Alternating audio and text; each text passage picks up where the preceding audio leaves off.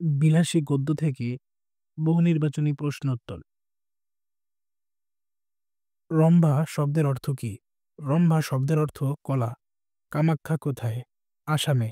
মৃত্যুঞ্জয়ের অন্য পাপের পিছনে কারণ কি ছিল? বিলাসীর প্রতি ভালোবাসা। এ আবার একটা কি কথা? বিলাসী গল্পে এই কথা বলতে কি বোঝানো হয়েছে? এই কথা বলতে স্ত্রীলোকের গায়ে হাত না তোলাকে বোঝানো হয়েছে। বিলাসী গল্পটি প্রথম প্রকাশিত হয় কোন পত্রিকায়? সঠিক উত্তর ভারতী পত্রিকায়। মনসা দেবী আমার মা কোন গল্পে বলা হয়েছে? বিলাসী গল্পে বলা হয়েছে। তাহার মাথায় গেরুয়া পাগড়ি, বড় বড় দাড়ি চুল, গলায় রুদ্রাক্ষ ও পুতির মালা। এখানে কার মাথার কথা বলা হয়েছে? সঠিক উত্তর মৃত্যুঞ্জয়ের। বিলাসী গল্পে উল্লেখিত ভূদেববাবু ছিলেন বাংলার নবজাগরণের অন্যতম পথিকৃত পথিকৃত। বিলাসী গল্পের কথক কত ক্রোশ পথ হেঁটে স্কুলে যেত? 2 ক্রোশ। কে কবি নন? শরৎচন্দ্র চট্টোপাধ্যায় কবি নন। কত সালে শরৎচন্দ্র চট্টোপাধ্যায় জন্মগ্রহণ করেন? 1876। শরৎচন্দ্র চট্টোপাধ্যায় ঢাকা বিশ্ববিদ্যালয় থেকে সম্মানসূচক কোন ডিগ্রি প্রাপ্ত হন? ডিলিট। কার বাড়িতে মৃত্যুঞ্জয় সাপ ধরতে গিয়েছিল? গোয়ালার। বিলাসী গল্পটি কার জমানিতে বিবৃত হয়েছে? ন্যাড়া। বিষ হরির দোহাই বলতে কি বোঝানো হয়েছে? মনসার মন্ত্রশক্তি। দোকানের খাবার কিনিয়া খাওয়াতে গ্রামের মধ্যে তাহার জোড়া ছিল না। এখানে কার কথা বলা হয়েছে? মৃত্যুঞ্জয়ের কথা বলা হয়েছে।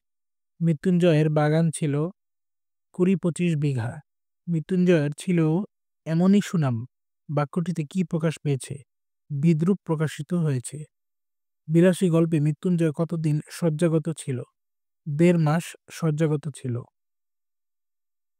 আর অজ্ঞান ছিল 10-15 দিন। বিলাসী গল্পে অন্নপাপ করেছে কে? মৃত্যুঞ্জয়। সনাতন হিন্দু এ কুসংস্কার মানে না। এখানে কুসংস্কার কোনটি?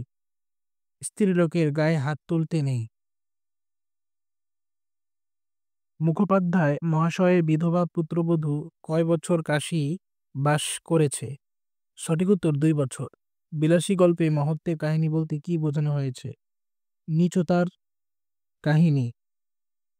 রোগা মানুষটা সমস্ত রাত খেতে পারে না উক্তিটিতে কি প্রকাশ পেয়েছে? ভালোবাসা। গোয়ালার বাড়িতে কয়টি সাপ ছিল? 2টি সাপ ছিল। গ্রামের মানুষের আক্রমণের হাত থেকে বিলাসীকে কে বাঁচিয়েছিল? ন্যাড়া। কি কারণে ন্যাড়া নিজের ভাগ্যকে প্রসন্ন বলল? কারণ মৃত্যুঞ্জয়কে ওস্তাদ লাভ করার আশায়। ন্যাড়া গুণী লোক হিসেবে প্রসিদ্ধ হয়ে উঠেছিল কেন? সাপ ধরা শিখে। সন্ন্যাসী অবস্থায় কামাখ্যায় গিয়ে সিদ্ধ হয়ে এসেছিল কে? ন্যাড়া।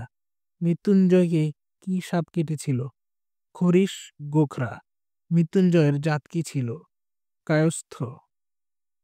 কত সালে শরৎচন্দ্র মৃত্যুবরণ করেন? 1938 সালে। ঠিক যেন ফুলদানিতে জল দিয়ে ভিজাইয়া রাখা বাসি ফুলের মতো। হাত দিয়া এতটুকু স্পর্শ করিলে, এতটুকু নাড়াচাড়া করিতে গেলেই ঝরিয়া পড়িবে। কার সম্পর্কে বলা হয়েছে? বিলাসী।